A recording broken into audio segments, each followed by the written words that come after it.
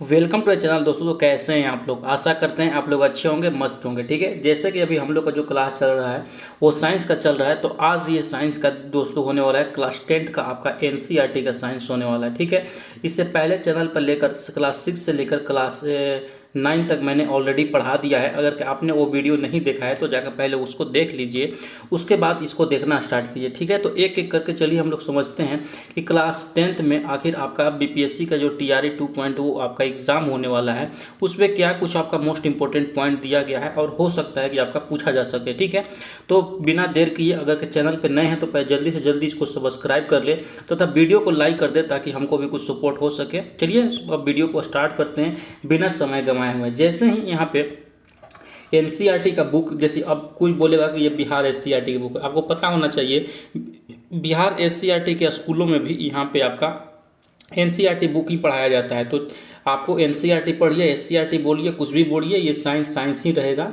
ठीक है, तो चलिए हम लोग स्टार्ट करते हैं क्लास 10th का। जैसे ही चैप्टर नंबर 1 में आते हैं, उसका नाम है रासायनिक अभिक्रिया एवं समीकरण। तो इसमें देख लेते हैं क्या कुछ आपका इंपॉर्टेंट पॉइंट दिया गया है। जैसे कि पहले पॉइंट देखिएगा, ऐसे पदार्थ जिनमें रासायनिक परिवर्तन होता है उन्हें अभिकारी कहते हैं और अभिक्रिया से एक नए पदार्थ का निर्माण होता है, उस उत्पाद करते हैं। यानी कि जो जिसमें रासायनिक परिवर्तन होता है दोस्तों उसको अभिकारक बोलते हैं, और परिवर्तन होने के बाद जो चीज़ नया बनता है उसको उत्पाद बोलते हैं। ये चीज़ आप लोग याद रखिएगा। अगला पॉइंट यहाँ पे दिया गया है कि ऐसी अभिक्रिया जिसमें दो या दो से अधिक अभिकारक मिलकर एकल उत्पाद का निर्माण करते हैं उसे संयोजन अभिक्रिया बोलते हैं। कहने का मतलब है कि जो भी दो चीज़ मिलकर, दो या दो से अधिक चीज़ मिलकर, दोनों मिलकर एक वो चीज़ नया निर्माण करें तो उसको बोलते हैं संयोजन अभिक्रिया। यानी कि दोनों मिलकर एक उत्पाद दे रहा है वहाँ पे, ये चीज़ याद रखिएगा।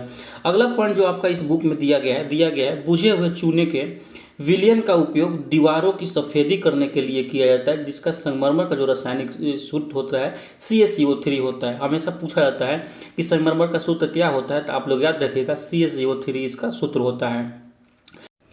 आगे बढ़ने से पहले दोस्तों मैं आप लोगों को बताना चाहूंगा कि जो भी लोग आने वाले शिक्षक बहाली का तैयारी कर रहे हैं 6 to 8 और 9 to 10 के लिए, उनके लिए मैं एक बहुत ही बेहतरीन सिलेक्शन किट लेकर आ गया हूं जो कि आपका एग्जाम को क्रैक कराने का साहस रखता है। इसमें इस कंटेंट को बनाने से पहले मैंने बहुत ही रिसर्च किए हैं।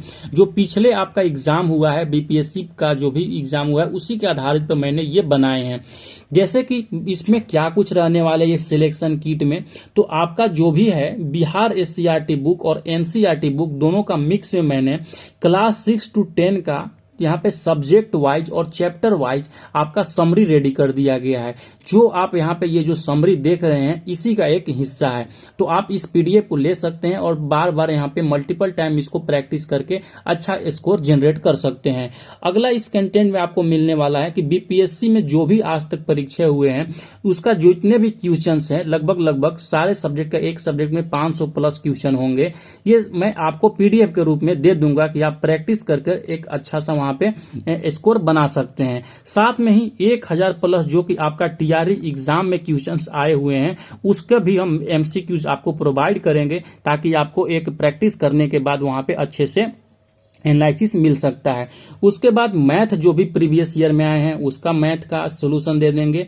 और एग्जाम से पहले जो कि 500 मोस्ट इंपोर्टेंट यहाँ पे करंट अफेयर है दोस्तों, करंट अफेयर का मैं सीट देता हूं जैसे कि टीआरई 1 में भी दिया था। ये बहुत ही महत्वपूर्ण रहता है, मतलब मैक्सिमम सवाल इसमें से ही देखने को मिल जाता है। तो जो भी लोग खुद से तैयारी कर रहे हैं और चाहते हैं कि उनको ये परचेज करना चाहिए तो दिए गए नंबर पे, यहाँ पे जहाँ पे नंबर देख रहे हैं यहाँ पे ये, इस पे हमको व्हाट्सएप कर सकते हैं। और व्हाट्सएप करने के बाद मात्र आप इतना पे करके 299 रुपए ये सारा आप दोस्तों सिलेक्शन किट यहाँ पे ले सकते हैं, जो कि एक बहुत ही बेहतरीन साबित होगा आपके आने वाली परीक्षा के लिए। ठीक है, तो जिनको भी चाहिए होगा दिए गए नंबर पे हमको यहाँ पे व्हाट्सएप कर दीजिएगा। चलिए मिलते हैं अपने कंटेंट के ऊपर में, अगला कंटेंट देख लेते हैं क्या है। अगला पॉइंट है इसकी कि जिस अभिक्रिया में उत्पाद के निर्माण के साथ साथ उष्मा भी उत्पन्न होता है उससे उष्माक्षेपी अभिक्रिया बोलते हैं। ठीक है, और जिसमें उष्मा यानी कि ऊर्जा का अवशोषण होता है, यानी कि अवशोषण होता है, उसको उष्मा शोषी अभिक्रिया बोलते हैं। तो उष्माक्षेपी मतलब वहाँ पे उष्मा निकल रहा है तो उष्माक्षेपी, और जो उष्मा अवशोषित हो रहा है तो उसको उष्मा शोषी अभिक्रिया बोलते हैं। तो आप लोग ये मतलब कंफ्यूज मत होइएगा उष्माक्षेपी और उष्मा सोसी में। अगला पॉइंट दिया गया है यहाँ पे, कैल्शियम ऑक्साइड को बिना बुझा हुआ चूना बोलते हैं। पहले बताइएगा बुझा हुआ चूना किसको बोलते हैं, और आप लोग कमेंट सेक्शन में जरूर बताइएगा कि बुझा हुआ चूना किसको बोलते हैं। ठीक है, जो कैल्शियम ऑक्साइड है यहाँ पे इसको बिना बुझा हुआ चूना बोलते हैं। अगला पॉइंट की तरफ बढ़ते हैं। अगला पॉइंट जैसे ही आइएगा तो इस चैप्टर में दिया गया है कि अभिक्रिया के समय जब किसी पदार्थ में ऑक्सीजन की वृद्धि होती है तो उसे उपचयन कहते हैं, जो ऑक्सीजन की कमी होती है तो उसे अपचयन बोलते हैं। तो आप लोग याद रखिएगा, उपचयन और अपचयन दोनों चीज़ में यहाँ पे, उपचयन और अपचयन में, ये दोनों में आप लोग यहाँ पे कंफ्यूज मत होइएगा। जो उपचयन प्रक्रिया है उसमें यहाँ पे ऑक्सीजन की वृद्धि हो रही है, और जो अपचयन प्रक्रिया है उसमें ऑक्सीजन का ह्रास हो रहा है। ठीक है, तो ये मोस्ट इंपॉर्टेंट चीज़ है यहाँ पे। अगला पॉइंट जो आपके बुक्स में दिया गया है यहाँ पे, कि जब कोई धातु अपने आसपास अथवा आर्द्रता आदि के संपर्क में आती है तब संक्षारित होती है। यानी कि जैसे कि पता होगा, जैसे खुला में अगर के लोहा छोड़ देते हैं तो उसमें आसपास के नमी को अपने ऊपर अवशोषित करके इस पर जंग लगना स्टार्ट कर देता है। तो इसी जो जंग लगने का प्रक्रिया है उसको संक्षारण प्रक्रिया बोला जाता है, यानी कि उसका ह्रास होने लगता है, संक्षारित होने लगता है, तो उसको संक्षारण बोलते हैं। तो ये चीज़ आप लोग अच्छे से याद रखिएगा। अगला पॉइंट जो दिया गया है यहाँ पे, कि चिप्स की थैलियों में ऑक्सीजन को हटाकर उसमें नाइट्रोजन गैस जैसे कम अक्रिय गैसों का उपयोग करते हैं ताकि चिप्स का उपचयन ना हो सके। उपचयन मतलब कि वहाँ में ऑक्सीजन की वृद्धि ना हो सके। ठीक है, तो ये चीज़ वहाँ पे ऑक्सीजन के जगह पे वहाँ पे क्या भरा जाता है, नाइट्रोजन भरा जाता है, ताकि वो जल्दी खराब ना हो।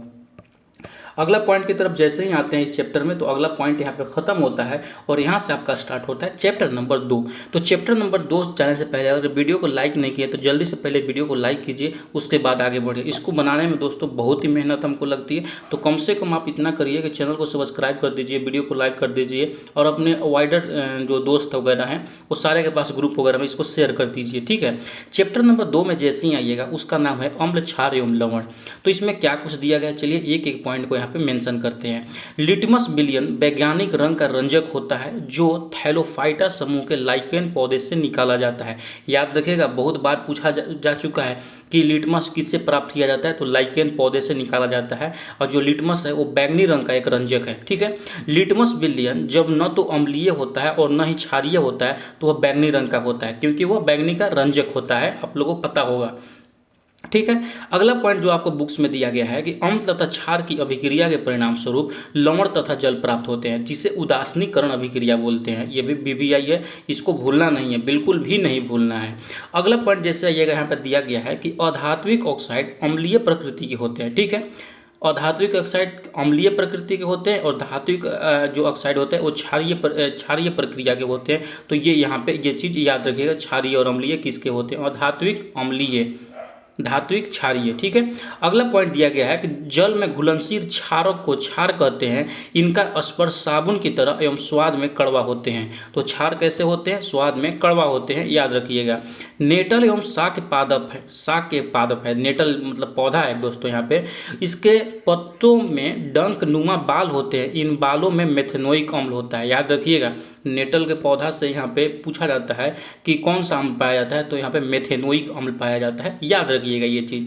अगला पॉइंट जो दिया गया है कि विलयन में H+ आयन के निर्माण से, माने हाइड्रोजन प्लस आयन के निर्माण से के कारण से पदार्थ की प्रकृति अम्लीय होती है, तथा OH- के हाइड्रोक्साइड यहाँ पे दिया गया है माइनस के आयन के निर्माण से पदार्थों की प्रकृति क्षारीय होती है। तो H+ जब होगा तो वहाँ पे अम्लीय होगा और OH- होगा, तो याद रखिएगा यहाँ पे ये क्षारीय प्रकृति की होगा। ये दोनों में कन्फ्यूजन नहीं होना चाहिए आपको।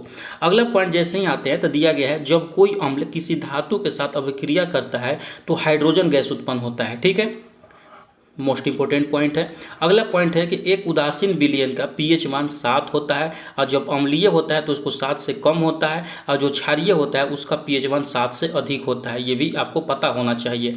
अगला पॉइंट जो आपका बुक्स में है कि किसी विलयन में उपस्थित हाइड्रोजन आयन की सांद्रता ज्ञात करने के लिए एक स्केल का विकसित किया गया है, जिसको pH स्केल बोलते हैं। pH स्केल का निर्माण किसने किया था, आप जल्दी से जल्दी कमेंट सेक्शन में बताइए। अगर जनरल साइंस वगैरह आप अच्छे में पकड़ रखते हैं तो बताइए जरूर कि pH स्केल का वहाँ पे आविष्कार किसने किया था। मैं वैसे आगे वीडियो में बताऊंगा आपको। अगला पॉइंट जो दिया गया है आपके बुक्स में कि वर्षा के जल का पीएच मान कितना होता है, तो आपका याद रखिएगा 5.6 से कम होता है। 5.6 से यहाँ पे आपका ये कम होता है, यह एक अम्लीय वर्षा कहलाता है। मैंने बताया आपको 7 से कम है इधर है तो अम्लीय हो जाएगा, इधर है तो क्षारीय हो जाएगा। ऐसे भी याद रख सकते हैं 7 के पहले ओ आता है, 7 के बाद यहाँ पे मान के लिए क्षारीय आता है। तो ये ऐसे करके आप लोग याद भी कर सकते हैं। अगला पॉइंट जैसे ही आइएगा आपके बुक्स में यहाँ पे दिया गया है, क्या दिया गया है, ये चीज़ों को यहाँ पे इग्नोर कीजिए, थोड़ा दिया गया है मुंह के पीएच का मान जो दोस्तों होता है वो 5.5 से कम होने के कारण दांतों का क्षय प्रारंभ होता है। दांतों का जो इनेमल होता है वो कैल्शियम फॉस्फेट का बना होता है, जो शरीर का सबसे कठोर पदार्थ है। और दांतों के बारे में मैंने जब क्लास से शायद 7 पढ़ा रहा था तो वहाँ में बताया था कि अग्रचर्वक क्या होते हैं, कृदंत क्या होते हैं, रत्नक क्या होते हैं, जो कि मोस्ट इंपॉर्टेंट था। तो वो वीडियो नहीं देखे होंगे तो जल्दी से जाकर पहले उसको देख लीजिए। अब यहाँ पे आता है कुछ प्राकृतिक स्रोत और उसमें कौन कौन से अम्ल पाए जाते हैं। सिरका में जो पाया जाता है वो एसिटिक अम्ल। देखिए ये VVI है, हर एग्जाम भारत के कोई भी एग्जाम दे लीजिए वहाँ पे ये सवाल पूछा ही जाता है कि किसमें कौन सा अम्ल पाया जाता है। अभी आपका TRE 1 का जो एग्जाम हो रहा था उसमें मल्टीपल शिफ्ट में आपसे ये पूछ लिया था कि आपको इमली में कौन सा अम्ल होता है, तो वहाँ पे पूछा गया था, यही चीज़ पूछा गया था। तो याद रखिएगा इमली में जो होता है टार्टरिक अम्ल होता है, संतरा में जो होता है साइट्रिक अम्ल होता है, और सिरका में जो होता है एसिटिक अम्ल, टमाटर में ऑक्जेलिक अम्ल, दही में लैक्टिक अम्ल, नींबू में साइट्रिक अम्ल, चींटी के डंक में मेथेनोइक अम्ल, और जैसे मैंने अभी बताया जो नेटल का पौधा डंक होता है उसमें पाया जाता है मेथेनोइक अम्ल। ठीक है, तो ये बिल्कुल भी यहाँ पे आपको गलत मत कीजिएगा आप लोग। और ये सवाल देखिए जो यहाँ पे आप लोग देख रहे हैं ये आपका पूछा गया सवाल है, एकदम TRE 1 में VVI है ये सवाल, एकदम हूबहू कॉपी पेस्ट कर दिया था मेरे नोट से। समझिए कि यही सवाल पूछा जाता है कि बिना बुझा हुआ चूना जब क्लोरीन से क्रिया करता है तो क्या प्राप्त होता है। वहाँ पे यही ऑप्शन था विरंजक चूर्ण। जब मैं अभी BPSC का previous year question 1000 most MCQs कराऊंगा तो उसमें बताऊंगा कि कहाँ कहाँ से सवाल आपका पूछा गया था। तो इसीलिए बोल रहे हैं कि चैनल को जल्दी से सब्सक्राइब कर लीजिए। अगला जो यहाँ पे दिया गया है जिप्सम को, यहाँ पे एक सेकेंड दोस्त, जिप्सम को 373 केल्विन पर गर्म करने पर यह जल में के अणुओं को त्याग कर प्लास्टर ऑफ पेरिस बन जाता है। जिप्सम को जब गर्म करते हैं 373 केल्विन पर तो वहाँ पे ये परिवर्तन देखने को मिलता है। इसका उपयोग जो होता है टूटी हुई हड्डियों को सही जगह पर स्थिर रखने के लिए किया जाता है, जिसका सूत्र होता है यहाँ पे CaSO4 ½ याद रखिएगा, ये होता है प्लास्टर ऑफ पेरिस। ठीक, आशा करता हूँ ये समझ गए होंगे। अब यहाँ से आपका स्टार्ट होता है मोस्ट इंपोर्टेंट चीज़ कि धातु और अधातु क्या होते हैं, मेटल क्या होते हैं, नॉन मेटल्स क्या होते हैं, चैप्टर नंबर 3 में। जैसे कि दिया गया है दोस्त यहाँ पे कि धातु को पीटकर पतली चादर बनाया जा सकता है, इसे आघातवर्धनीय बोलते हैं। आघातवर्ध मतलब कोई भी यहाँ पे चीज़ है, जैसे सोना होगा, इसको पीटिएगा तो यहाँ पे चादर के टाइप में यहाँ पे ये चारों तरफ फैल जाएगा। ठीक है, तो इसको इस गुण को बोलते हैं आघातवर्धकता। और एक गुण होता है कि उससे मतलब तीर कर उसको पतली लाइन बना सकते हैं, उसको तन्यता बोलते हैं। ये चीज़ याद रखिएगा। तार बनाने की क्षमता तन्यता होती है, चादर बनाने की जो क्षमता होती है आघातवर्धकता होती है। सिंपल याद रखिएगा एकदम इजी भाषा में। सोना सबसे अधिक तन्य होता है, 1 ग्राम सोने से 2 किलोमीटर लंबा तार बनाया जा सकता है। अब समझ जाइए कि आपके घर में कितना सोना है और कितना लंबा तार आप खींच सकते हैं। ठीक है, यहाँ पर देखिए अगला पॉइंट दिया गया है कि सिल्वर तथा कॉपर ऊष्मा के सबसे अच्छे चालक हैं। इसकी तुलना में लेड यहाँ पे कर लीजिएगा, लेड तथा मरकरी ऊष्मा के कुचालक है। ठीक है, तो ये भी याद होना चाहिए। जो धातु कठोर सतह से टकराने पर आवाज़ उत्पन्न होते हैं उन्हें धात्विक बोलते हैं। मतलब ये सबको पता हो, नॉर्मल सी बात है भैया, जिसे टन टनाटन की आवाज़ आएगा वो धातु होगा। बाकी जो अगर नहीं आ रहा है आवाज़ समझ जाना भैया उसमें मिलावट है वहाँ पे। ठीक है, अब आते हैं अगले पॉइंट की तरफ आपके। अगला पॉइंट जो यहाँ पे दिया गया है कि मरकरी को छोड़कर सारी जो धातुएं होते हैं कमरा के ताप पर ठोस अवस्था में पाई जाती है। और यही सवाल बार बार पूछा जाता है कि वो कौन सा धातु है जो कमरे के ताप पर द्रव अवस्था में पाया जाता है। द्रव होते हुए भी वो धातु है। धातु के मतलब क्या हम अभी बताएं कि जिसमें से टन टन की आवाज़ आएगा, लेकिन मरकरी को छोड़िए मतलब पटकिएगा तो बह जाएगा, क्योंकि पानी की तरह होता है, द्रव होता है। यह एक अपवाद है, याद रखिएगा ये चीज़ों को। अगला जो चीज़ यहाँ पे दिया गया है कि आयोडीन अधातुएं होते हैं फिर भी ये चमकीला होते हैं। चमकीला का जो गुण होता है दोस्तों होता है आपका मेन जो गुण होता है वो धातु का होता है, मेटल्स का होता है, लेकिन ये अपवाद है आयोडीन जो कि चमकीला होता है अधातु होते हुए भी। हीरा कार्बन का एक अपरूप है या यह सबसे कठोर प्राकृतिक पदार्थ है। इसका गलनांक तथा क्वथनांक बहुत ही अधिक होता है, याद रखिएगा इस चीज़ को। क्षारीय जो धातु होते हैं जैसे लिथियम हो गया, सोडियम हो गया, पोटेशियम हो गया, इतनी मुलायम होती है कि इनको चाकू से भी काटा जा सकता है। लिथियम को ये यहाँ पे ये भी धातु है, वो भी क्षारीय धातु है, उसको भी चाकू से काट सकते हैं। अधिकतर जो धातुएं होते हैं वो क्षारीय ऑक्साइड प्रदान करते हैं, याद रखें मैं जैसे कि बताया अभी। अधिकतर जो धातुएं होते हैं वो क्षारीय ऑक्साइड प्रदान करती है, जबकि अधिकांश अधातुएं जो होती है वो अम्लीय ऑक्साइड प्रदान करती हैं। तो ये दोनों चीज़ों को याद रखिएगा, जो धातु होती है वो क्षारीय, जो अधातु होती है अम्लीय। अ से अधातु, अ से अम्लीय, ऐसे भी याद रख सकते हैं आप लोग। अगला जो पॉइंट यहाँ पे दिया गया है आपका इस बुक का, कि ऐसे धातु के ऑक्साइड जो अम्ल तथा क्षार दोनों से अभिक्रिया करके लवण तथा जल बनाते हैं उन्हें उभयधर्मी ऑक्साइड बोलते हैं। यानी कि देखिए, जब दो अभिक्रिया यहाँ पे हो रहा है अम्ल और क्षार का, तो अभिक्रिया करने के बाद वो लवण और जल बनाते हैं, यानी कि नमक और जल बनाते हैं, समझिए एक तरह से। तो ऐसे अभिक्रिया को वहाँ पे उभयधर्मी ऑक्साइड बोला जाता है, ठीक। जैसे एल्युमिनियम ऑक्साइड हो गया, ये उभयधर्मी ऑक्साइड के उदाहरण है। अगला पॉइंट है जो यहाँ पे दिया गया कि एल्युमिनियम पर मोटी ऑक्साइड की परत बनाने की प्रक्रिया एनोडीकरण बोलते हैं, ठीक। यहाँ पे जब एल्युमिनियम पर ऑक्साइड की परत बनाते हैं तो उसको एनोडीकरण बोलते हैं, ठीक। एनोडीकरण क्या होता है, गैल्वेनाइजेशन क्या होता है, ये सब आपको पता होना चाहिए। अगला पॉइंट देखिए यहाँ पे दिया गया है, जो एक्वारोजिया होता है दोस्त, वो सांद्र हाइड्रोक्लोरिक अम्ल एवं नाइट्रिक अम्ल का मिश्रण होता है। वो भी कितना, जो हाइड्रोक्लोरिक अम्ल होगा ये 3 के अनुपात में होगा और नाइट्रिक अम्ल 1 के अनुपात में होगा। याद रखिएगा, ये उल्टा पुल्टा मत कीजिएगा कि आप बोल दिए कि हाइड्रोक्लोरिक अम्ल 1 अनुपात में और नाइट्रिक अम्ल 3 अनुपात में, तो ऐसे नहीं। हाइड्रोक्लोरिक अम्ल बड़ा सा नाम है तो इसलिए बड़ा हो गया, नाइट्रिक अम्ल छोटा है इसलिए छोटा कर दिए उसको, 1 हो गया। तो 3 अनुपात 1 का ताज़ा मिश्रण होता है जो गोल्ड को गलाने की क्षमता रखता है। अगर कि इसमें अपना सोना चांदी का जितना ज्वेलरी पहने हुए बच्चे लोग हैं यहाँ पे डाल दो इसमें, वो सब पिघलाकर आपका पानी बना देगा, ये चीज़ समझ लीजिए। अगला पॉइंट है यहाँ पे कि सोडियम धातु अत्यधिक अभिक्रियाशील होते हैं के कारण इनमें केरोसिन के डुबा कर रखा जाता है। बाहर रखिएगा या खुद ब खुद जलने लगेगी, आग लग जाएगा इसमें। अगला पॉइंट जो आपका इस चैप्टर में दिया गया है, चैप्टर नंबर 3 में दोस्त, की पृथ्वी के भूमि पट्टी पे, यहाँ भूख लिखा है, भूपट्टी कर दीजिएगा यहाँ पे। भूपट्टी में प्राकृतिक रूप में पाए जाने वाले जो तत्व या यौगिकों को खनिज बोलते हैं। यानी कि जो देखिए, जो पृथ्वी के ऊपर में मतलब मिनरल्स पाए जाते हैं, समझिए एक तरह से, जैसे कि अयस्क वगैरह हो गए, तो उसको बोलते हैं यहाँ पे खनिज हो गए, वो चीज़ खनिज है। अगला पॉइंट जो दिया गया है कि सोना, चांदी, प्लेटिनम और कॉपर स्वतंत्र अवस्था में पाए जाते हैं, इनको कोई प्रॉब्लम नहीं होती है, कहीं भी छोड़ दो, इसमें कुछ नहीं होने वाला है, ठीक। अगला पॉइंट है कि पृथ्वी से खनिज अयस्क में मिट्टी, रेत आदि जैसी कई अशुद्धियाँ होती है जिन्हें गैंग बोलते हैं। जो अयस्क में जो मिट्टी होती हैं यानी कि अशुद्धि जो होती हैं उसको गैंग बोलते हैं। गैंग ही है गलत चीज़। अगर कि आप भी किसी के संगत में रह रहे हैं, वो अशुद्धि है, तो समझिए कि वो गैंग है आपका। इसीलिए गैंग से बाहर निकलिए, अपने गैंग को तोड़िए और देश दुनिया में आगे बढ़िए, पढ़ के कामयाब होइए। सही बात है ना, ठीक है। अगला पॉइंट यहाँ पर दिया गया है जो आपका कि सिनेबार जो है वो पारा का अयस्क होता है दोस्तों, ठीक। और नेक्स्ट में जैसे ही आइएगा इस चैप्टर में, तो यहाँ पे है कि आयरन ऑक्साइड के साथ एल्युमिनियम की अभिक्रिया का उपयोग रेल की पटरी के दरारों को जोड़ने में किया जाता है। इस अभिक्रिया को थर्मिट अभिक्रिया बोलते हैं। और ये इस एक जब आप वेल्डिंग वगैरह पढ़ते होंगे तो इस प्रक्रिया को थर्मिट वेल्डिंग भी बोलते हैं। यह चीज़ याद रखिएगा, थर्मिट अभिक्रिया और थर्मिट वेल्डिंग क्या होता है, ठीक। अगला पॉइंट की तरफ बढ़ते हैं। अगला पॉइंट जैसे ही आइएगा तो इस चैप्टर में दिया गया है आपका कि लोहे एवं इस्पात को जंग से सुरक्षित रखने के लिए उस पर जस्ते का परत चढ़ाया जाता है, उसको बोलते हैं यशद लेपन। याद रखिएगा क्या बोलते हैं, इसको यशद लेपन बोला जाता है। लोहे को कठोर बनाने के लिए उसमें कार्बन मिलाया जाता है, सबको पता है ये चीज़।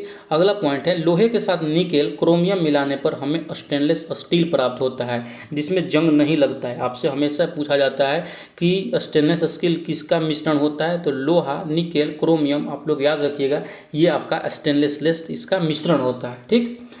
अगला जैसे ही पॉइंट आते हैं, दिया गया है आपका शुद्ध सोने को 24 कैरेट बोलते हैं और आभूषण बनाने के लिए 22 कैरेट का ही प्रयोग किया जाता है। और 24 कैरेट का अगर कि आप आभूषण बनाइएगा तो वहाँ पर 24 कैरेट का आपका आभूषण नहीं बन पाएगा। उसको मतलब एक सांचे में ढालने के लिए वहाँ पे कुछ ना कुछ उसमें एलिमेंट तांबा वगैरह मिलाया ही जाता है, उसके बाद ही होगा। 24 कैरेट का जो बोल रहा है कि 24 कैरेट का मैं आपको ज्वेलरी दे रहा हूँ, समझिए वो झूठ बोल रहा है। 24 कैरेट का ज्वेलरी बन ही नहीं सकता है। अगला पॉइंट है यहाँ पे कि यदि कोई एक धातु पारा है तो उसके मिश्र धातु को अमलगम बोलते हैं। यानी कि जो पारा का मिश्रण होता है, ऐसे समझ सकते हैं, उसको अमलगम बोलते हैं। ठीक। तांबे एवं जस्ते के मिश्र धातु को पीतल बोलते हैं। पूछा जाता है कि पीतल किसका मतलब मिश्रण होता है, तो तांबे और जस्ता का। कांसा किसका होता है, तांबा और टीन का। और जो सोल्डर होता है मित्रों, याद रखिएगा, वो सीसा और टीन का मिश्रण होता है, तांबा। ठीक है, जिसका गलनांक बहुत कम होता है। तो यहाँ पे आपका चैप्टर नंबर 3 समाप्त होता है और चलते हैं हम लोग चैप्टर नंबर 4 के बाद। चैप्टर नंबर 4 का जो नाम है क्लास 10 का है आपका कार्बन एवं उनके यौगिक, उसके यौगिक। इसमें देख लेते हैं क्या कुछ दिया गया है कि हीरा कार्बन का सबसे शुद्ध रूप है। इसका माप कैरेट में होता है। ठीक है, 1 कैरेट बराबर जो होता है 0.2 ग्राम होता है। इसका अपवर्तनांक उच्च होता है, जिसमें अत्यधिक चमक होती है। इसका अपवर्तनांक 2.45 होता है। हीरा का अपवर्तनांक याद रखिएगा, ये सवाल बार बार पूछा जाता है। और हीरा का भी मतलब शुद्धता जो होती है कैरेट में मापी जाती है, और 1 कैरेट बराबर होता है 0.2 ग्राम। ये भी VVI है। ये सारे चीज़ों को आप लोग अच्छे से याद कर लीजिएगा। हीरा के ऊपर एक्स किरणों से पड़ने पर यह हरा रंग प्रदर्शित करता है। यही कारण हीरा आकर्षक और बहुमूल्य है। जब हीरा प्रकाश पड़ता है तो इतनी मस्त मस्त उसमें से रोशनी निकलती है और जगमगाती है कि मत कहिए। इसीलिए तो वो स्पेशल बनाता है। सभी को पाने की चाहत है इस हीरे को। समझ गए हैं? आपको भी चाहिए कोहिनूर हीरा तो चले जाइए, ले लीजिए वहाँ से जाकर। अगला पॉइंट जैसे ही आइएगा मित्रों, दिया गया है आपका कि काला हीरा को बोर्ड कहा जाता है, जिसका उपयोग कांच काटने, चट्टानों में छेद करने इत्यादि में किया जाता है। ग्रेफाइट विद्युत का सुचालक होता है। इसका उपयोग पेंसिल काला रंग बनाने में किया जाता है। ग्रेफाइट है ये मतलब अधातु होते हुए भी आपको यहाँ पे सुचालक है, याद रखिएगा। संतृप्त हाइड्रोकार्बन जो को एल्केन कहा जाता है। इसका जो सूत्र होता है CnH2n+2। बहुत बार पूछा जा चुका है कि एल्केन का सूत्र क्या होता है, तो याद रखिएगा CnH2n+ में यहाँ पे 2 होगा। ये आपका एल्केन का फॉर्मूला होता है। ठीक, आगे बढ़ते हैं। अगला जैसे ही आइएगा, दिया गया है कि ठंडे देशों में वाहनों के रेडिएटरों में एथेनॉल का प्रयोग किया जाता है। क्योंकि अगर एथेनॉल जो दोस्तों एक ऐसा चीज़ है, अगर के ठंडे प्रदेशों में जाइएगा तो रेडिएटर में इसलिए एथेनॉल का प्रयोग किया जाता है। अगर ये नहीं मिलाएगा ना तो वो सब जम जाएगा, वहाँ का जो मतलब उसमें पेट्रोलियम वगैरह डाला जाता है। इसीलिए यहाँ पे आपको पता होना चाहिए ये एथेनॉल का प्रयोग किया जाता है। अगला पॉइंट जैसे ही आइएगा कि रियो एक मानव निर्मित रेयॉन यहाँ बता रहा है दोस्तों, ये रियो से रेयॉन कर लीजिएगा। रेयॉन एक मानव निर्मित रेशा है जो एक प्राकृतिक पदार्थ जो है सेल्यूलोज से बनाया जाता है। ठीक है, तो ये भी मोस्ट VVI है आपका एग्जाम के लिए। उसके बाद आते हैं नेक्स्ट पॉइंट में कि नेक्स्ट पॉइंट आपका जो यहाँ पे दिया गया है, नेक्स्ट पॉइंट दिया गया है दोस्तों कि 1828 ईस्वी में फ्रेडरिक वोहलर ने अमोनियम सेनेट से यूरिया बनाया था। तो बहुत ही VVI है। सबसे पहले यूरिया किसने बनाया, तो वोहलर ने बनाया था 1828 ईस्वी में। कैसे बनाया था, तो अमोनियम साइनेट से बनाया था। ये चीज़ को याद रखिएगा।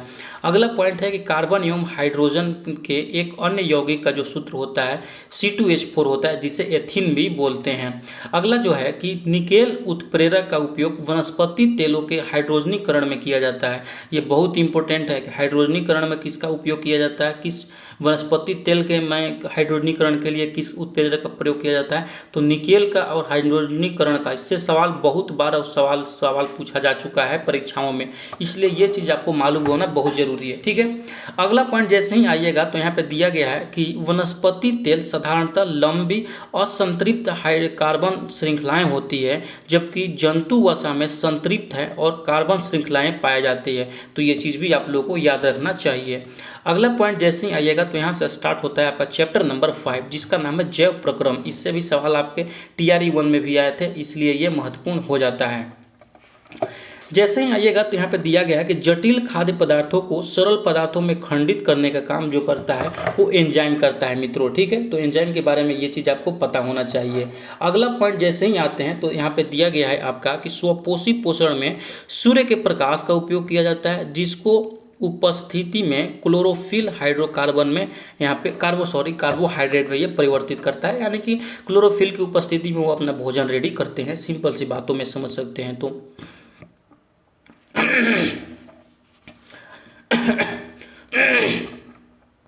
अगला पॉइंट है मित्रों यहाँ पे जैसे देख सकते हैं कि पौधे की पत्ती को कुछ कोशिकाओं में हरे रंग के बिंदु दिखाई देते हैं। इन हरे बिंदु कोशिकाओं को क्या बोलते हैं? क्लोरोप्लास्ट बोलते हैं। तो क्लोरोप्लास्ट किस रंग के होते हैं? याद रखिएगा, वो हरे रंग के होते हैं। यहाँ पे जैसे ही आगे बढ़ते हैं, अगला पॉइंट जो दिया गया है आपका फफूंद, यहाँ पे दिया गया है दोस्तों, जैसे कि देख सकते हैं कि फफूंदी ईस्ट मशरूम कवक के उदाहरण है तथा इसमें विषम पोषी पोषण पाया जाता है। लार में एमाइलेज नामक एंजाइम पाया जाता है। ठीक, प्रोटीन का पाचन ट्रिप्सिन नामक एंजाइमों के द्वारा होता है तथा वसा का जो पाचन होता है वो लाइपेज एंजाइमों के कारण होता है। ये सब भी है, डायरेक्ट सवाल पूछा जाता है आपसे कि प्रोटीन का पाचन किस एंजाइम के द्वारा होता है? तो ट्रिप्सिन के द्वारा पाचन होता है। वसा का जो पाचन होता है वो लाइपेज एंजाइम के द्वारा पाचन होता है। तो ये सब सारे चीज़ों को आप लोग अच्छे से रिकॉल कर लीजिएगा, याद कर लीजिएगा, ताकि परीक्षा में डायरेक्ट टिक करके वहाँ से आप लोग आगे बढ़ सके। अगला पॉइंट जो दिया गया है कि मानव शरीर का सबसे बड़ा जो ग्रंथि है वो यकृत ग्रंथि है, जिससे पित्त का स्राव होता है। ठीक है, स्फेग्नोमैनोमीटर जो होता है नामक यंत्र है वो रक्त दाब मापता है। ये भी बहुत इंपॉर्टेंट है। प्लेटलेट्स केवल स्तनधारी वर्ग के रुधिर में पाया जाता है। प्लेटलेट्स का जो निर्माण होता है अस्थि मज्जा में होता है दोस्तों। ठीक है, एवं इनके मृत्यु पलिया में होती है। जो प्लेटलेट्स का कार्य होता है, शरीर में कट जाने पर रक्त यहाँ पे को भावपूर्ण रुकना, यानी कि जब शरीर में कहीं आपको कट जाता है तो उसमें से कि लगातार खून निकलते रहता है। जिसमें प्लेटलेट्स का कमी होगा तो जो वहाँ पे खून बहना बंद हो जाता है वो बंद ही नहीं होगा, वो खून बहते रहेगा। तो यही यहाँ पे प्लेटलेट्स का काम है, वो जो कि अस्थि मज्जा में इसका निर्माण होता है। ठीक है, तो समझ गए होंगे। अगला जो पॉइंट दिया गया है, रुधिर का रंगहीन द्रव लसिका कहलाता है, जिसमें कोई रंग नहीं होता है। लसिका के नोड को लिम्फ नोड बोलते हैं। ठीक, जो छानना का कार्य करते हैं। तो ये चीज़ भी आपको पता होना चाहिए। अब यहाँ से आते हैं अगला पॉइंट की तरफ। ये जो पॉइंट दिया, जैसे कि यहाँ पे देख सकते हैं दोस्तों, यहाँ पे दिया गया है आपका क्या? डायलिसिस। डायलिसिस शब्द किडनी से संबंधित है। धूल के कारण जीवाणु, कैंसर कोशिकाएं इत्यादि लिम्फ नोड में फंस जाते हैं। जैसे कि बताएं कि जो ये लिम्फ नोड होते हैं वो छानना का काम करते हैं। तो यहाँ पे जो भी वहाँ पे डस्ट वगैरह जाते हैं तो यहाँ पे वो छानना का काम करते हैं। अगला पॉइंट जो दिया गया है आपका कि पौधे में जल का परिवहन जाइलम उत्तक के द्वारा होता है तथा मैंने बताया था जब पढ़ा रहा था उत्तक, तो बताइए जाइलम कौन सा उत्तक है? ठीक है, जाइलम के द्वारा होता है। जो खाद्य पदार्थों का जो परिवहन करता है वो फ्लोएम के माध्यम से करता है। मानव शरीर में किडनी, त्वचा, फेफड़ा और यकृत ये जो है ये उत्सर्जी अंग है तथा वृक्क की संरचनात्मक और क्रियात्मक इकाई को नेफ्रॉन कहा जाता है। ये चीज आप लोग याद रखिएगा।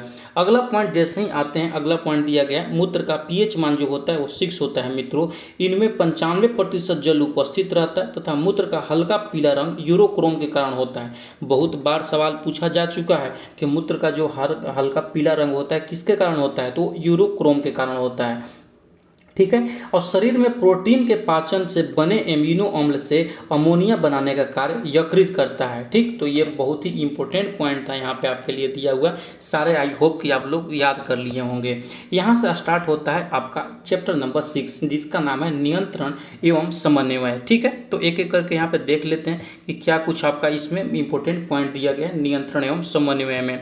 जैसे यहाँ पे आते हैं तो दिया गया है कि तंत्रिका कोशिका या न्यूरॉन तंत्रिका तंत्र की इकाई होती है। ठीक, मस्तिष्क का जो औसत भार होता है वो 1.5 kg होता है तथा मस्तिष्क ऑस्टियोकेयर खोल यानी कि जो मतलब जो खोपड़ी में पाया जाता है क्रेनियम नामक अवस्थी में अवस्थित होता है। ये क्रेनियम जो हड्डी होता है उसमें ये मस्तिष्क मतलब स्थित होता है। ये चीज़ है यहाँ पे दिया हुआ।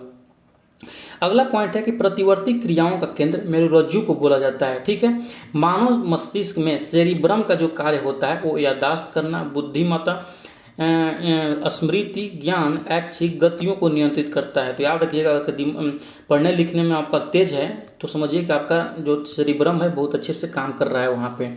ठीक आते हैं अगला पॉइंट की तरफ। अगला पॉइंट आपका है कि मानव शरीर में रक्तदाब, पसीना, गुस्सा, खुशी आदि का जो नियंत्रण होता है वो हाइपोथैलेमस से होता है। ठीक है, और जो याददाश्त और बुद्धिमत्ता यानी कि कितना बुद्धिमान है, कितना आपका आईक्यू तेज है, उस सेरिब्रम से पता चलता है। ठीक है, और जो रक्तदाब हो गया, पसीना हो गया, गुस्सा हो रहा है, लव वगैरह हो गया, वो जो सारा फीलिंग्स आता है वो समझिए कि यहाँ पे हाइपोथैलेमस के द्वारा आता है। ठीक है, अगला आता है यहाँ पे गर्म और ठंडा का मतलब पहचान करने के लिए कि आखिर कैसे पता कीजिएगा कि दिमाग नहीं काम करेगा आपका तो कैसे पहचान कीजिएगा कि कौन सा चीज़ गर्म है कौन सा ठंडा है। तो जो इसका काम करता है गर्म ठंडे का वो थैलेमस ग्रंथि करता है आपका, जो कि मस्तिष्क का ही भाग है। अगला पॉइंट आता है यहाँ पे कि मस्तिष्क के मुख्य रूप से 3 भाग होते हैं, अग्र मस्तिष्क, मध्य मस्तिष्क और पश्चिम मस्तिष्क। ठीक है, जो सोचने का काम होता है वो अग्र मस्तिष्क होता है। इसीलिए एग्जाम में अगर के नहीं कोई सवाल आता है तो लोग माथा पकड़ के बैठ जाता है, जो कि अगला हिस्सा होता है। जब माथा पकड़ के अगला हिस्सा बैठता है तो वहाँ पे लोग सोचता है कि इससे हमारा कुछ अग्र मस्तिष्क पर वहाँ पे दबाव पड़ेगा और हमको याद आने लगेगा। तो बाबू ऐसा कुछ नहीं होने वाला है। अगर कि आप पढ़िएगा नहीं तो कितनों माथा पकड़ के बैठे रहो तो वहाँ पे एक भी सवाल आपको याद नहीं आने वाला है कि क्या बताए थे सर। इसीलिए मेरा वीडियो कंप्लीट देखा कीजिए और दोस्तों के पास भी शेयर किया कीजिए ताकि वो आपके पास शेयर करे, ताकि एक दूसरे को लगा रहे कि हमको आज ये चीज़ पढ़ना है। ठीक है, तो ठीक है, अब बढ़ते हैं अपने पॉइंट की तरफ। मानव नर में टेस्टोस्टेरोन हार्मोन तथा मादा में एस्ट्रोजन हार्मोन का श्रावण होता है। सेम टू सेम यहाँ पे पूछा गया था सवाल ये आपका TRE 1 में। ठीक है, तो इनमें से कौन सा मादा हार्मोन है? तो जो नर हार्मोन है टेस्टोस्टेरोन है और जो मादा हार्मोन है एस्ट्रोजन है। एकदम सिंपल यही सवाल पूछा था, इनमें से कौन सा मादा हार्मोन है। उसमें एक ऑप्शन था एस्ट्रोजन, प्रोस्टोजन और टेस्टोस्टेरोन, इनमें से कोई नहीं और इनमें से एक से अधिक, यही आपका ऑप्शन था। तो यही यहाँ पे आपको मार्कर आना था। अगला आता है कि इंसुलिन का स्राव अग्न्याशय से होता है, जो रुधिर में शर्करा को नियंत्रित करता है। दोस्तों अग्न्याशय का यहाँ पे इंसुलिन का मतलब स्राव कौन करता है? इंसुलिन का स्राव अग्न्याशय करता है और जो इंसुलिन काम करता है रुधिर में शर्करा को नियंत्रित करता है। ठीक है, उचित मात्रा में स्रावित नहीं होता है तो रुधिर में शर्करा का स्तर बढ़ जाता है, इसी से हो जाता है डायबिटीज़। ठीक, तो और यहाँ पे देखिए दिया गया है अंतःस्रावी ग्रंथियाँ और उसके कार्य, यहाँ पे कुछ दिया गया है आपका। मैंने सारा कुछ यहाँ पे ऐड कर दिए हैं, तो जिसको भी PDF जो ले लिए होंगे ये इसको अच्छे से आप लोग वहाँ पे एक बार देख लीजिएगा। फिर मैं बता दे रहा हूँ, जब यहाँ पे जो मोस्ट इम्पोर्टेंट है इंसुलिन जो है, इंसुलिन का जो काम होता है वो रक्त में शर्करा को स्तर को मतलब नियंत्रित करने के लिए होता है। ठीक है, तो और जो ये टेस्टोस्टेरोन होता है वो मनुष्य के वृषण में होता है, जो कि मेल में केवल ये पाया जाता है, सबको पता होगा ये चीज़। अगला आता है कि वृद्धि हार्मोन। जो वृद्धि हार्मोन होता है वो जो स्राव करता है मस्तिष्क के पिट्यूटरी ग्रंथि से होता है, जो सभी अंगों में वृद्धि प्रेषित करता है। यहाँ पे बस यही था। बाकी जो एड्रेलिन है, एड्रेलिन हार्मोन से ये, एड्रेलिन ग्रंथि से ये स्राव होता है यहाँ पे। अब यहाँ से स्टार्ट होता है आपका चैप्टर नंबर 7। चैप्टर नंबर 7 का जो नाम है जीव जनन कैसे करते हैं, कैसे प्रोडक्शन होता है, वो चीज़ के बारे में यहाँ पे दिया गया है। कोशिका केंद्रक के DNA में प्रोटीन संश्लेषण हेतु सूचना निहित होती है। ठीक है, एक कोशिकीय जीव में कोशिका विभाजन अथवा विखंडन द्वारा एक नए जीवन की उत्पत्ति होती है और अन्य जीवाणु एवं प्रोटोजुआ की कोशिका विभाजन द्वारा सम्मानित 2 बराबर भागों में विभक्त होते हैं। तो जैसे कि यहाँ बताया गया है कि जो जीवाणु और प्रोटोजोआ होते हैं इनका जो जनन होता है वो बीच से ही 2 भागों में विभाजित हो जाते हैं। तो यहाँ पे ये उनका इस तरीक़ा से जनन होता है। ठीक, काला जार जो होता है लिस्मानिया नामक जीवाणु के कारण पैदा होता है। बहुत ही भीविया है, बहुत बार सवाल पूछा जा चुका है इस टॉपिक से, तो ये चीज़ भी याद रखिएगा। अगला आता है आपका निकल कर कि मलेरिया जो परजीवी होता है प्लाज्मोडियम नामक जीवाणु के कारण होता है। ठीक है, गन्ना, गुलाब तथा अंगूर इत्यादि पौधे कायिक प्रवर्धन द्वारा उगाए जा सकते हैं। कायिक प्रवर्धन के द्वारा उन पौधों को उगाने के लिए उपयोगी होता है जो बीज उत्पन्न करने के लिए क्षमता खो देते हैं। तो ये पूछेगा आपसे कि जिसमें बीज उत्पन्न करने की क्षमता खो देते हैं उनका प्रवर्धन कैसे होता है, किस तरह से उनको उगाया जाता है, तो वो कायिक प्रवर्धन के द्वारा उनको उगाया जाता है, याद रखिएगा। अगला पॉइंट आता है कि गतिशील जनन कोशिकाओं को नर युग्मक तथा जिन जनन कोशिकाओं में भोजन का भंडारण संचित होता है उसे मादा युग्मक बोलते हैं। ये चीज़ भी आप लोग को याद होना चाहिए। यहाँ पे आते हैं आपका नेक्स्ट पॉइंट जो दिया गया है कि आवृत बीजी पौधे का जनन अंग पुष्प में अवस्थित होता है, जिसे पुंकेसर, स्त्री केसर पुष्प के जनन भाग में है, जिनमें जनन कोशिकाएं होती है। क्लास 6 में ही मैंने ये बता दिए थे कि पुष्प का कौन सा भाग पुंकेसर होता है, स्त्री केसर होता है। ठीक है, तो वहाँ पे सब कुछ हम लोग बता दिए थे आपको। जब 11th-12th में बढ़ते हैं तो यही चीज़ को और डिटेल में पढ़ने को आपको मिलता है। अगला पॉइंट आता है कि जब पुष्प में पुरुष केसर अथवा स्त्री केसर में से कोई एक अनुपस्थित होता है तो उसे एक लिंगी पुष्प बोलते हैं। वहाँ पर भी बहुत चीज़ हम बताए थे, एक लिंगी क्या होता है, द्विलिंगी क्या होता है, मतलब सत्य फल क्या होता है, असत्य फल क्या होता था। ठीक है। तो यहाँ पर यही चीज़ यहाँ पे दिया गया है। अगला पॉइंट है जो कि जिस पुष्प में पुंकेसर और स्त्री केसर दोनों उपस्थित होते हैं उसे उभयलिंगी पुष्प बोलते हैं, जैसे गुड़हल हो गया, सरसों हो गया इत्यादि। यदि पराग कणों का स्थानांतरण उसी पुष्प के वर्तिकाग्र पर होता है, मैंने भी बताया था वर्तिकाग्र किसको बोला जाता है, वर्तिकाग्र पर होता है तो यह स्वपरागण कहलाता है, ठीक है। परंतु एक उसके परागकण दूसरे पुष्प स्थानांतरित होते हैं तो उसे परागण बोलते हैं। इसको स्वपरागण बोलते हैं, इसको परागण बोलते हैं।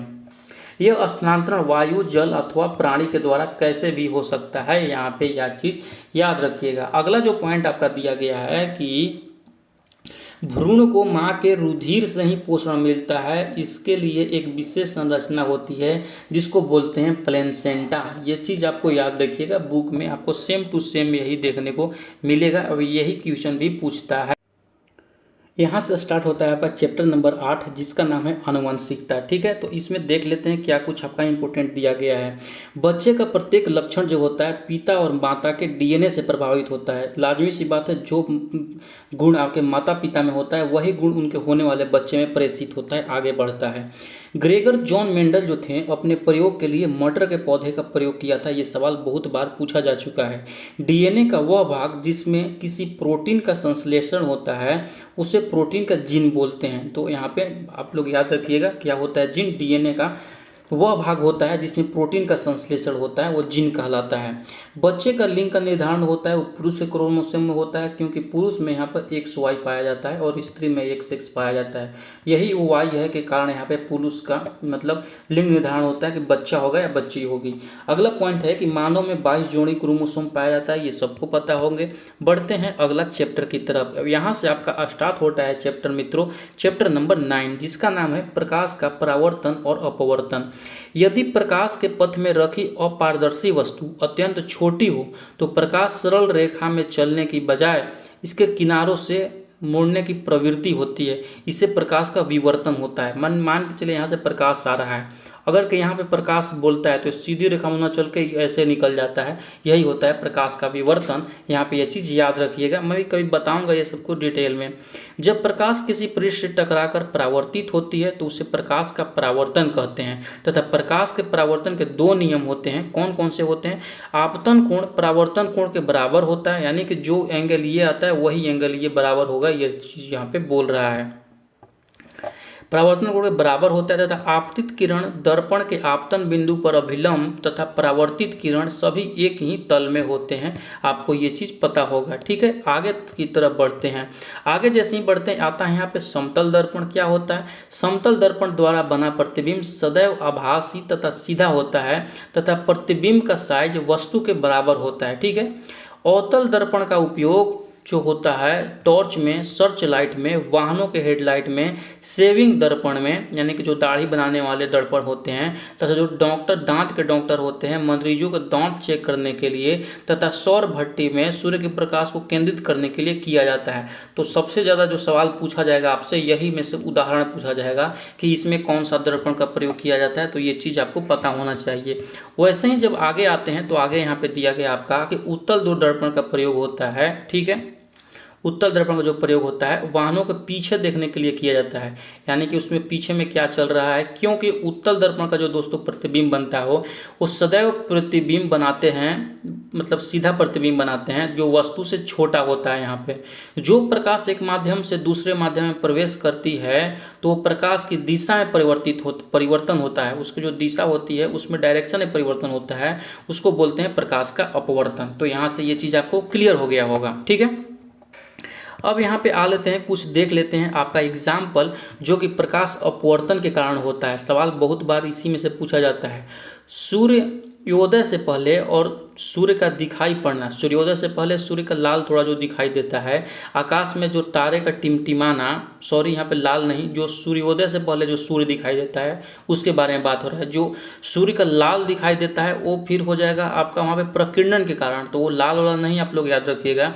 सूर्योदय से पहले सूर्य का जो दिखाई पड़ता है थोड़ा सा मतलब व्हाइटिश टाइप का जो बोल सकते हैं, आकाश के तारे का टिमटिमाना, पानी से भरे बर्तन में पेंदी में पड़े सिक्के का थोड़ा ऊपर उठा हुआ प्रतीत होना, द्रव में अंशतः डूबी हुई छड़ी का टेढ़ा मालूम पड़ना इत्यादि जो होते हैं प्रकाश के अपवर्तन के कारण ये होते हैं। ठीक है, उत्तल लेंस को अभिसारी लेंस भी कहा जाता है, ये चीज़ आप लोग यहाँ पे याद रखिएगा। अब आता है यहाँ पे आपका निकल कर कि किसी लेंस द्वारा प्रकाश के लोगों की अभिसरण या अपहरण करने की, यहाँ पे ये कुछ गलत लिखा हुआ, अपहरण नहीं होगा, करने की क्षमता, उसकी क्षमता के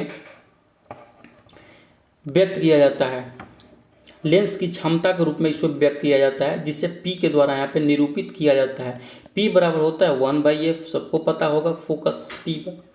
ठीक है, अगला जो पॉइंट दिया गया है, लेंस की क्षमता का जो एसआई मात्रक होता है उसको डायोप्टर बोला जाता है। यहाँ पे ये चीज़ आप लोग सही कर लीजिएगा। अगला जो पॉइंट आता है यहाँ से चैप्टर नंबर 10 स्टार्ट होता है, मानव नेत्र और रंग बिरंगी संसार। मानव नेत्र एक कैमरे की भांति प्रयोग होता है। इसका लेंस निकाय एक प्रकाश सुग्राही पर्दे जिसे रेटिना या दृष्टि पटल कहते हैं पर प्रतिबिंब बनाता है। कहाँ पे प्रतिबिंब बनता है? तो रेटिना पर बनता है।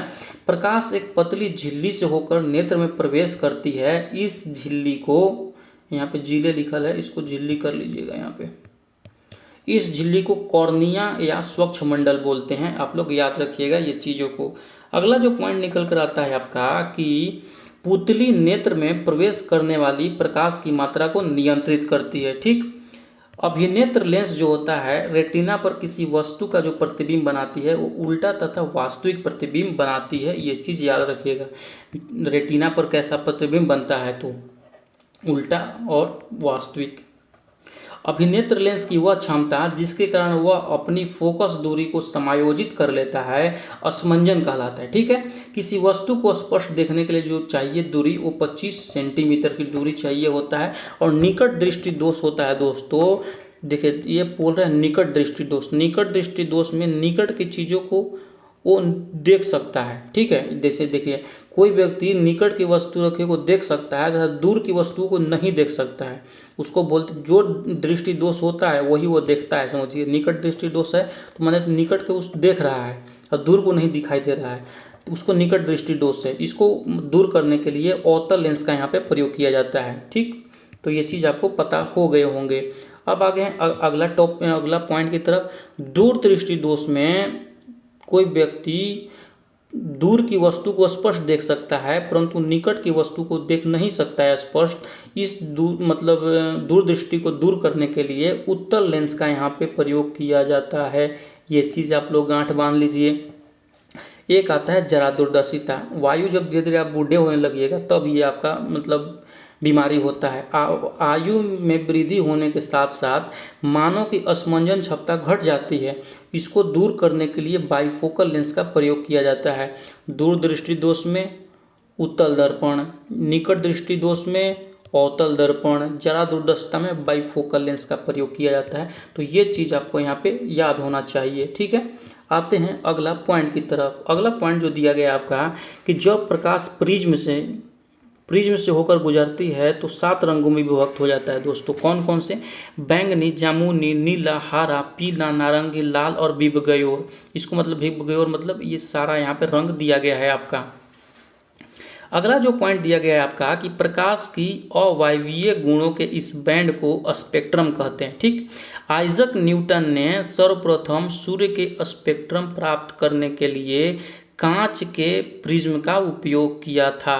आप लोग ये चीज याद रखिएगा।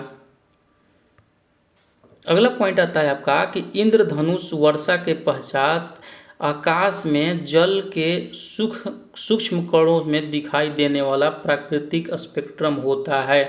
वर्षा के बाद हमेशा सूक्ष्म, देखिए जो ये इंद्रधनुष होता है हमेशा सूर्य के विपरीत ओर बनेगा। जब भी आएगा तो पानी जब गिर जाएगा उसके बाद ये होता है।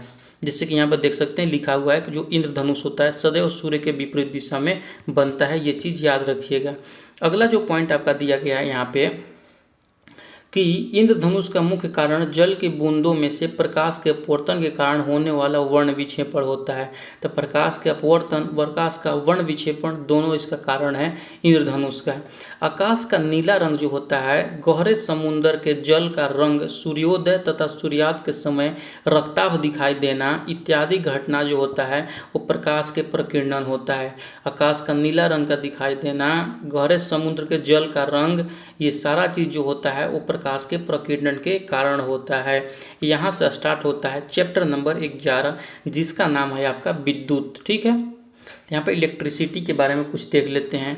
विद्युत आवेश के प्रवाह की दर विद्युत धारा कहलाता है, यानी कि उसमें जब आवेश इलेक्ट्रॉन्स का प्रवाह हो रहा है तो विद्युत धारा हो जाता है। आवेश का विद्युत आवेश का एसआई मात्रक क्या होता है? कूलाम्ब होता है। और विद्युत धारा का एसआई मात्रक एम्पियर होता है। दोनों चीज याद रखिएगा। विद्युत धारा का जो मापने का यंत्र है उसको एमीटर का बोलते हैं। अब विद्युत विभवांतर मापने का जो एसआई मात्रक है उसको वोल्ट बोलते हैं। अब विद्युत विभवांतर किससे मापा जाता है? वो वोल्ट मीटर से मापा जाता है। ठीक है, विद्युत विभवांतर एसआई मात्रक वोल्ट है और उसको मापने वाला यंत्र है वो वोल्ट मीटर है। ये दोनों चीज याद रखिएगा। अब ओम का नियम से दिया गया है कि 1827 ईस्वी में जर्मन भौतिक विज्ञानी जॉर्ज साइमन ने ओम का एक नियम दिया, जिसके अनुसार विद्युत परिपथ में धातु के तार के सिरे के बीच विभवांतर उसमें प्रवाहित होने वाले विद्युत धारा के समानुपाती होता है तथा तार का ताप समान रहना चाहिए। तो ये नियम लागू होता है। प्रतिरोध का जो एसआई मात्रक होता है वो ओम होता है। ये चीज याद रखिएगा। V बराबर IR ओम का नियम के से ये प्राप्त होता है। विद्युत प्रतिरोधकता का एसआई मात्रक क्या होता है? वो ओम मीटर होता है। ये चीज याद रखिएगा। अगला जो पॉइंट दिया गया है आपका, जैसे कि यहाँ पे स्टार्ट होता है चैप्टर नंबर 12। यहाँ पे थोड़ा सा 2 चैप्टर और दिया गया है कि विद्युत बल्ब में जो फिलामेंट होता है वो टंगस्टन का बना होता है और 1 kWh में आपका जो दिया गया है वो होता है 3.6 × 10⁻⁶। ये चीज़ याद रखिएगा आप लोग। चैप्टर नंबर 12 का जो नाम है आपका विद्युत धारा का चुंबकीय प्रभाव। तो इसमें देख लेते हैं क्या कुछ आपका बीपीएससी पूछ सकता है।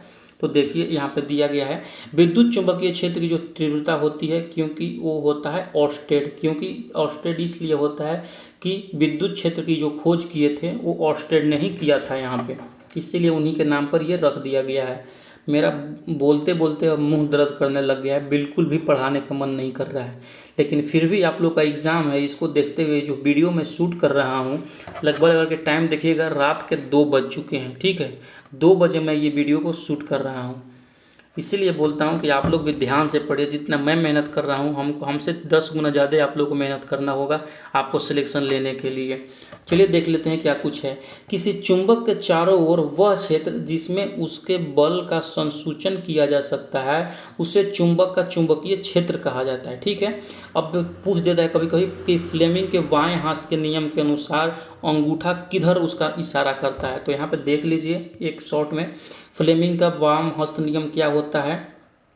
इस नियम के अनुसार अपने बाएं हाथ की तर्जनी, मध्यमा और अंगूठा को इस प्रकार फैलाइए कि यह तीनों एक दूसरे के परस्पर लंबवत हो। यदि जो तर्जनी होता है चुंबकीय क्षेत्र की दिशा, मध्यमा जो होती है चालक में प्रवाहित विद्युत धारा की दिशा और की ओर संकेत करती है, तथा जो अंगूठा होता है वो चालक के गति की दिशा अथवा चालक पर आरोपित बल की दिशा की ओर संकेत करता है। तो ये चीज़ें अच्छे से याद रखिएगा और अगर समझ में ना आए तो वीडियो को पहले बिफोर में करके आप देख लीजिएगा, पीछे करके देख लीजिएगा। एमआरआई के कभी कभी फुल फॉर्म पूछा जाता है। एमआरआई का जो फुल फॉर्म होता है मैग्नेटिक रेजोनेंस इमेजिंग, इसका फुल फॉर्म होता है मित्रों। ठीक है, यहाँ पे जो अगला पॉइंट दिया गया है आपका कि दिक्सूची एक छोटा चुंबक होता है। इसका एक सिरा उत्तर की ओर तथा दूसरा सिरा दक्षिण की ओर संकेत किया जाता है। पहले के ज़माने में जो पोजीशन यानी कि जो क्या बोलते हैं उसको, जो दिशा सूचक यंत्र होते थे, यही चुंबक का उसमें प्रयोग किया जाता था, क्योंकि यह हमेशा उत्तर और दक्षिण की ओर संकेत करता था। ये चीज़ याद रखिएगा इस चीज़ों को। अगला दिया गया है कि हमारे घर में जो प्रत्यावर्ती धारा आते हैं, जो लाइट आती है, वो 220 वोल्ट के होते हैं तथा जो उसका आवृत्ति होती है, फ्रीक्वेंसी जो होती है वो 50 हर्ज की होती है। यहाँ पे 50 हर्ज की जो होती है। तो ये चीज़ें याद रखिएगा, सवाल पूछा जा सकता है आपसे। अब यहाँ से स्टार्ट है आपका चैप्टर नंबर 13। चैप्टर नंबर 13 का जो नाम है हमारा पर्यावरण, हमारा प्यारा पर्यावरण के बारे में पढ़ना है। किसी क्षेत्र के सभी जीवों तथा वातावरण के जैविक कारक संयुक्त रूप से पारितंत्र कहलाते हैं, यानी कि ये हो गया पर्यावरण। इसमें सभी जो जीव होते हैं सभी जीव छोटे से लेकर बड़े, तो उसको बोलते हैं पारितंत्र, याद रखिएगा तो यहाँ पे। ठीक है, सभी हरे पौधे एक नील हरित शैवाल जिनमें प्रकाश संश्लेषण की क्षमता होती है उत्पादक वर्ग में आते हैं, जो मतलब सूर्य के प्रकाश से डायरेक्ट यहाँ पे खाना बनाते हैं उन्हें बोलते हैं उत्पादक यानी खुद से उत्पादन कर रहे हैं भोजन का अपना। शाकाहारी, मांसाहारी, सर्वाहारी और परजीवी यह जो होते हैं ये उपभोक्ता वर्ग में आते हैं मित्रों, ठीक है, यानी कि ये दूसरे पर निर्भर रहते हैं। जीवाणु और कवक जो होते हैं उन्हें अवशेषों को अपमार्जक बोलते हैं। याद रखिएगा, सवाल पूछा जाता है यहाँ पे कि अपमार्जक किसको बोलते हैं, तो जीवाणु और कवक को। ठीक, बढ़ते हैं अगला पॉइंट की तरफ। अगला जो पॉइंट दिया गया है ये हूबहू सवाल आपका बीपीएससी में पूछा गया था, इसीलिए आपको ये जानना चाहिए। एक स्थलीय पारितंत्र में हरे पौधे की पत्तियों द्वारा प्राप्त होने वाली सौर ऊर्जा का लगभग 1% भाग खाद्य ऊर्जा में परिवर्तित होता है। और यही सवाल आपका बीपीएससी पूछा गया है, जाके जो बॉयज़ का पेपर हुआ था उसमें देख लीजिएगा, शायद सेट ए का लगभग 17 नंबर क्वेश्चन है, हमको शायद याद आ रहा है। ठीक है, आते हैं नेक्स्ट की।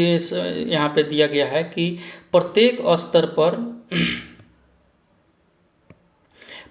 स्तर पर लगभग कार्बनिक पदार्थों का मात्रा का औसत 10% ही उपभोक्ता के अगले वर्ष तक पहुंचता है। यानी कि यहाँ पे जो खाद्य श्रृंखला का चीज़ होता है वो अगला में जो ट्रांसफर ऊर्जा का होता है वो 10% ही होता है, वही चीज़ दिया गया है। ये सवाल भी पूछा जा चुका है बहुत बार।